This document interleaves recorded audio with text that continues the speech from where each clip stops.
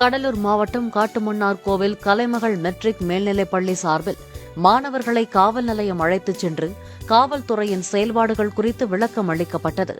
காவல் நிலையம் என்றால் என்ன, காவலர்கள் எவ்வாறு தேர்ந்தெடுக்கப்படுகிறார்கள், அவர்களின் பணிகள் என்னென்ன, வழக்கு பதிவு செய்வது எப்படி, என்னென்ன ஆயுதங்களை எப்போது எவ்வாறு கையாள்கிறார்கள் என பல்வேறு விளக்கங்களை ஆய்வாளர் உள்ளிட்ட காவலர்கள் விளக்கி கூறினர்.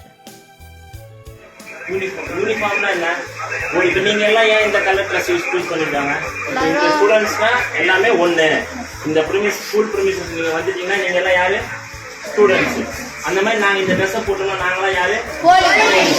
இதுல வேற யாரும் எந்த பார்ஷாலிட்டியும் பார்க்க கூடாது. நாங்க யூனிஃபார்ம் போட்டோம்னா சட்டம் ஒழுங்கு காப்பாற்றத்துல நடுநிலைமையா இருக்கும். நாங்க எல்லாரும் ஒண்ணு அப்படின்றத ப்ரூவ் பண்றதுக்காக ஒரே கலர். விழுப்புரம் மாவட்டம் பக்கத்து மாவட்டத்தை சேர்ந்த கண்டமங்கலம் அந்த ஊர் அந்த ஏரியா பக்கத்துல இருந்த ஆண்டிப்பாளையம் அப்படின்ற ஒரு சிறிய கிராமத்துல இருந்து 12ஆம் வகுப்பு வரைக்கும் அரசு பள்ளியில படிச்சு அதன் பிறகு அரசு கல்லூரி அறிஞர் அண்ணா ஆர்ட்ஸ் காலேஜ் விழுப்புரத்துல பிஎஸ்சி கெமிஸ்ட்ரி முடிச்சுட்டு 2003ல இந்த மாதிரி கிரேட் 2 கான்ஸ்டபிள் அந்த நான் சொன்னல காவல்துறையோட கீழ்மட்ட நிலையில இருக்கிற அந்த கிரேட் 2 கான்ஸ்டபிளுக்கு எக்ஸாம் பேப்பர்ல அட்வர்டைஸ்மெண்ட் பார்க்குறோம்.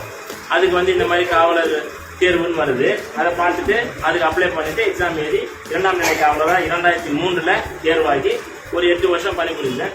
அதன் பிறகு 2009ல சப் இன்ஸ்பெக்டருக்கு அதே மாதிரி பேப்பர்ல படிக்கிறேன். சப் இன்ஸ்பெக்டருக்கு கால்ஃபர் வருது. அதுக்கு நான் படிச்சு அதுல 2009-10ல எக்ஸாம் எழுதுறோம். அது 3 டைப் ஆஃப் எக்ஸாம் இருக்கும். அந்த எக்ஸாம்லாம் முடிச்சுட்டு சப் இன்ஸ்பெக்டர் தேர்வாகி 1 இயர் ட்ரைனிங் லெவலில் முடிச்சுட்டு டோட்டல் கடலூர் டிஸ்ட்ரிக்ட்ல இன்னை வரைக்கும் சப் இன்ஸ்பெக்டராக வேலை செஞ்சுட்டு வந்தோம்.